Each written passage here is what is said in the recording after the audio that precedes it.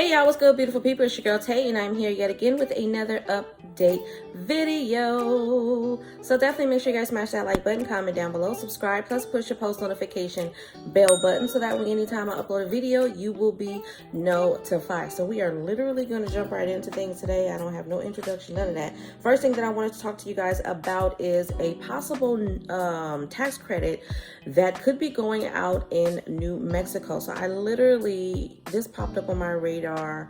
I want to say I don't know. It says that the article was published on the 28th of March, but it was updated on the 30th. But anyways, let's jump into it. It says residents of New Mexico could benefit after the Democrat Governor Michelle Lujan Grisham signed a bill earlier this month that includes a refundable child tax credit worth up to $175 per child, okay? Locals from the southern state could also receive a one-time refundable income tax rebate worth $250 for qualifying single filers and $500 for married couples filing jointly, okay? Due to the new bill, $74 million will be saved by New Mexico families annually. Households across the U.S. have been under strain, with inflation having risen 8% over the past year, I should say. Governor Lujan Grisham said, New Mexicans, like all Americans, are feeling the pressure of rising cost, okay? Coupled with the state's robust current financial situation, there is no reason why we shouldn't be taking every action to cut costs for New Mexican seniors, families, and businesses, and today we are doing just that. New Mexico is leading the way with innovative tax policies that support our working families, said House Majority Leader Javier Martinez. Our child income tax credit will make it easier for struggling families to make ends meet in every community across the state. The bill will also eliminate taxation on Social Security, saving New Mexico seniors over $84 million next year, okay? That is, wait, hold on. I was about to say that's all, but we got a little bit more. In addition, it adds a cap for the exemption eligibility of $100,000 for single filers and $150,000 for married couples filing jointly. Living costs have been spiking across the country, with vulnerable families worried about being left high and dry. States are responding to decades high inflation with a variety of different measures to help cash-strapped residents, okay? These include Indiana locals receiving $125 each after they file their 2021 tax returns, according to Yahoo. So if you are in Indiana, y'all let me know if that is true. Have you received it already? I think I may have spoken about it. I haven't seen any updates on it, but I believe I may have actually talked about it in a previous video. Expansion of the rebate has meant those who typically earn too little to file a tax return will also qualify for the benefits. Meanwhile, Connecticut, Georgia, and Maryland are three states that have responded to rising fuel prices by temporarily cutting state gasoline taxes. And this week, Governor Gavin Newsom unveiled a proposal that would send $400 direct payments to car owners. Many of the measures are included in the state's budget proposals, which means it will be a few months before residents benefit from them, okay? And that is the end of that particular article. So I think that was some good news, you guys. Definitely some great news. I know $175 isn't a lot, $400 isn't a lot, but I do get that it's more than $175.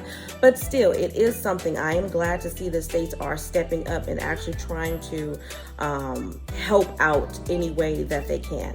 I'm not going to sit here and lie and say that I don't feel that they could be doing better, because they could. I think that $400 shouldn't be limited to those who just own vehicles. Yes, gas prices are high, but groceries are high, okay? So unless you're planning on coming out with some grocery cards for everybody who has to buy food, because everybody's got to eat to live, then I think they can expand a little bit more on these ideas in all states, not just California, but all of them. $175 is good, but I still think that they could expand on that, okay?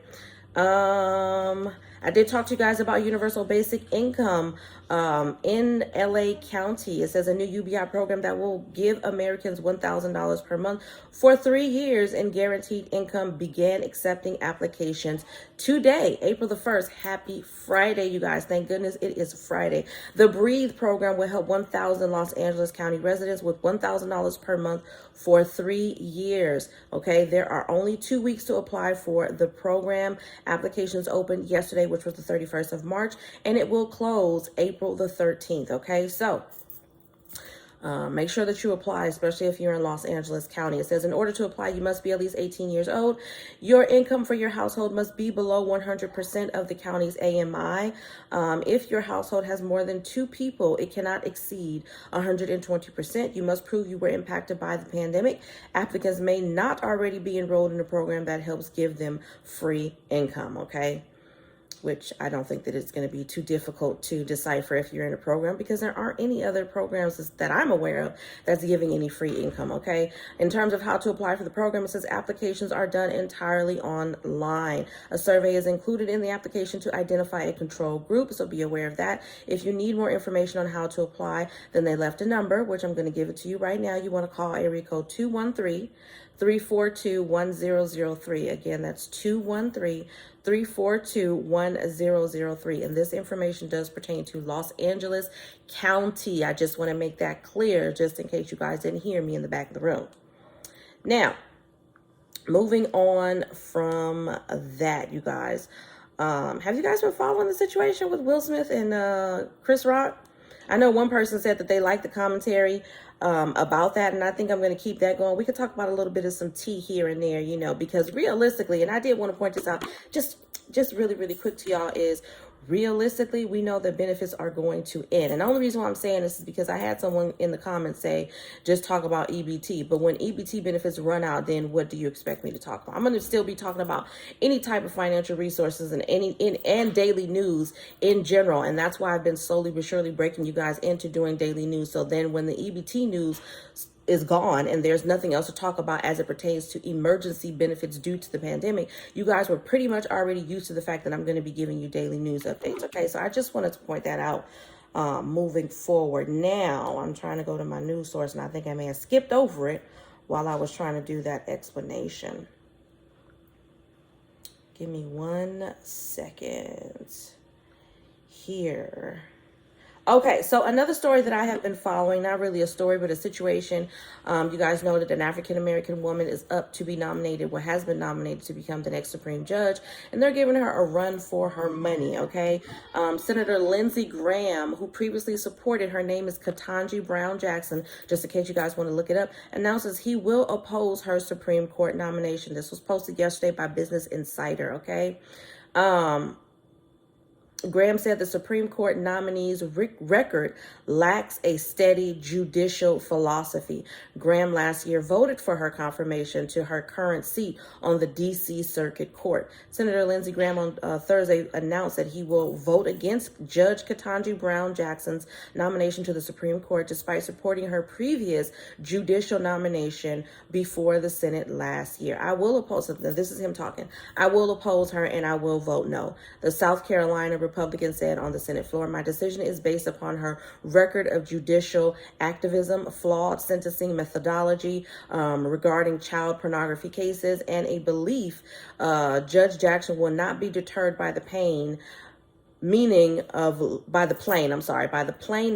law when it comes to liberal cases. Now, I don't know what he considers to be liberal cases, but I don't think that any of those reasons that he gave is the reason why he's planning on voting against her. To be perfectly honest, I think he's planning on voting against her because of the color of her skin. Realistically, it's hard for African Americans of any gender, male or female, to gain a position, but it is definitely a lot easier, in my opinion, for men to gain certain positions in our society, because the society is built that way to be more, how do you say, what's the word that I'm looking for? It's on the tip of my tongue.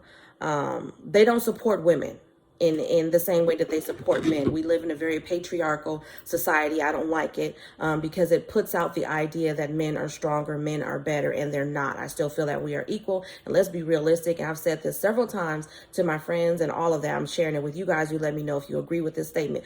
But I feel like, let's be 100%. If men had to have babies, do y'all think that do y'all think that they would be able to do that? Let's just keep it 100, because they like to talk about their physical strength. That requires physical strength. Do you know what childbearing is? It's not called labor because it's fun.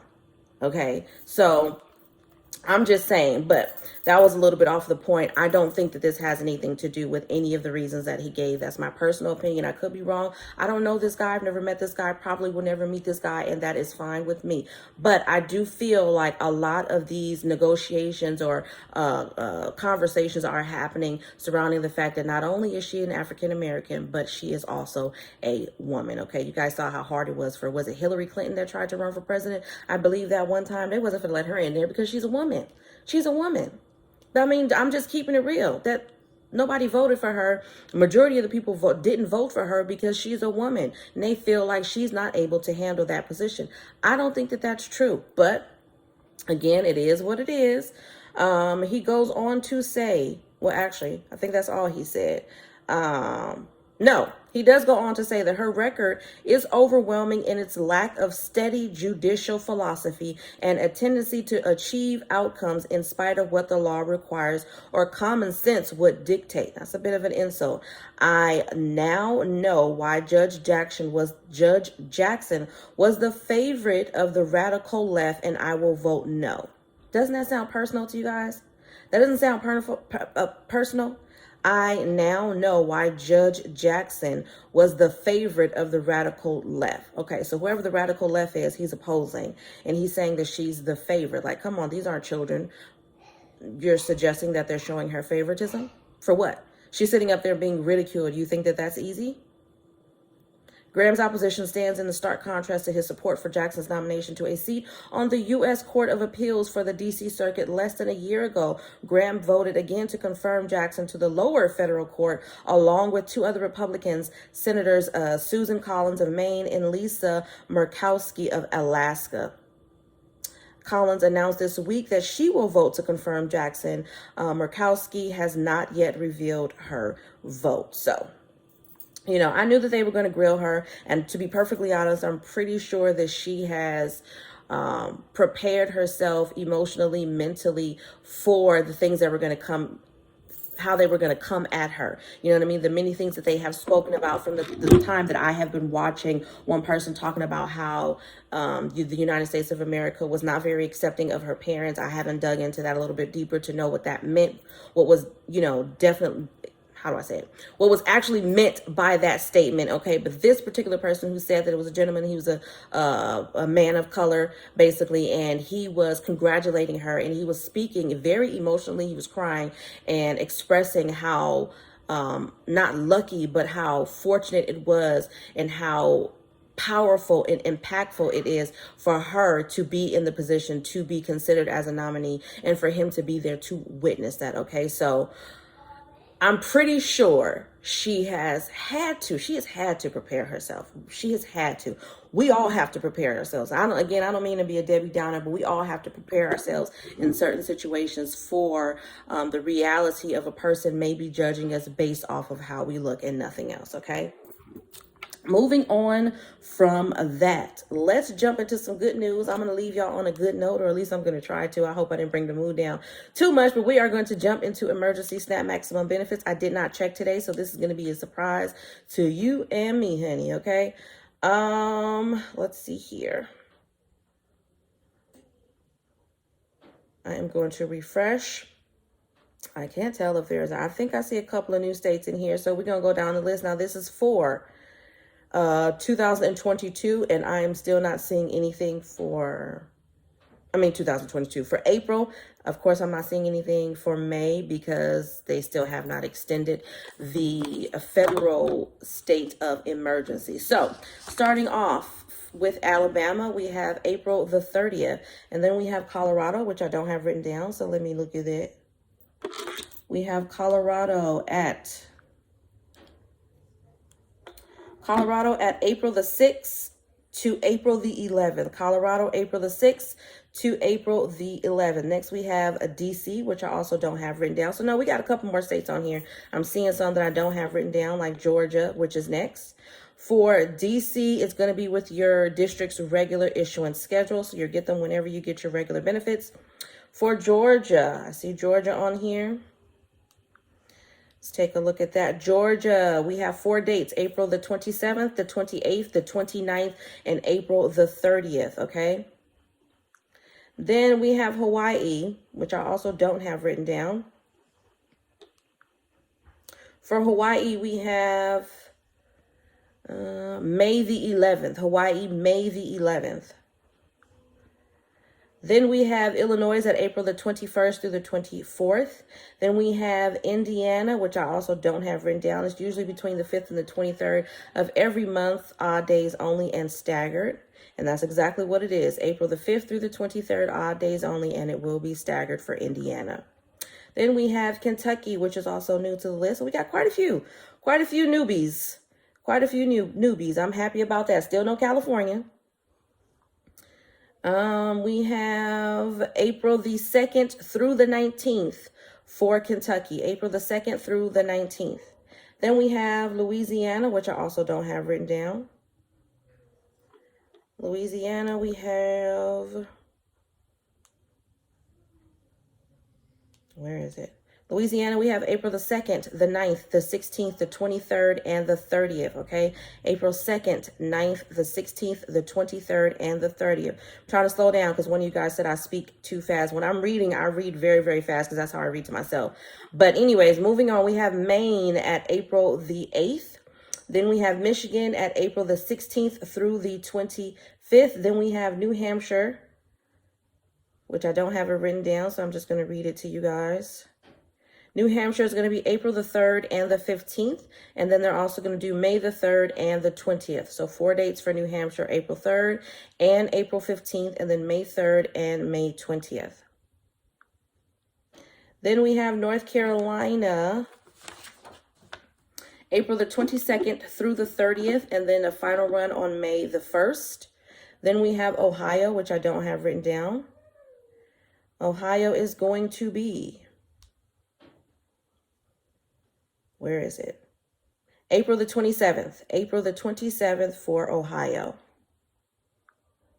Then we have Oregon at April the 11th, the 28th, and May the 2nd. Then we have Rhode Island. Wait, no. That was Oregon. We have Oklahoma, which is new. All right, Oklahoma. Glad to see you on the list. Okay, Oklahoma, we got you from April the 10th through the 15th. Oklahoma, April the 10th through the 15th. Pennsylvania, did I do Oregon? If I didn't, yeah, I did Oregon. Pennsylvania, which is also new. Pennsylvania usually has a whole bunch of dates on here. Goodness. Okay, so from Pennsylvania, we have April the 16th, and then we have the 19th through the 23rd, and then we have the 26th through the 29th, and then we have a cleanup on May, or a final on May the 6th. So April 16th, April 19th through the 23rd, April 26th through the 29th, and then a final on May the 6th for Pennsylvania. Rhode Island, we have April the 3rd. South Carolina, we have April the 1st through the 19th for currently approved households, and then from the 1st through the 29th for new approved households. Then we have Virginia at April the 16th, Washington at April the 2nd through the 20th, West Virginia at April the 5th, and then a final run on May the 10th. Then we have Wisconsin at April the 23rd and a final run on June the 11th. And then we have Wyoming at April the 2nd through the 5th, based off of the first initial of your last name. All right, you guys, so I hope this information was in some way helpful or useful to you guys in the least little bit. Do me a favor, as always, if you haven't already, don't forget to smash that like button, because it really does help to let YouTube know that you like what I'm doing and you want me to stick around. Also, we're going to choose another color today for our hearts, and I'm going to say let's keep it simple. Drop some red hearts down below if you guys made it to the end of this video. As always, I'm going to say remember to live, love, and elevate. I hope you guys have a fabulous weekend. Stay safe, and I'll see you in my next video. Peace, y'all. Bye.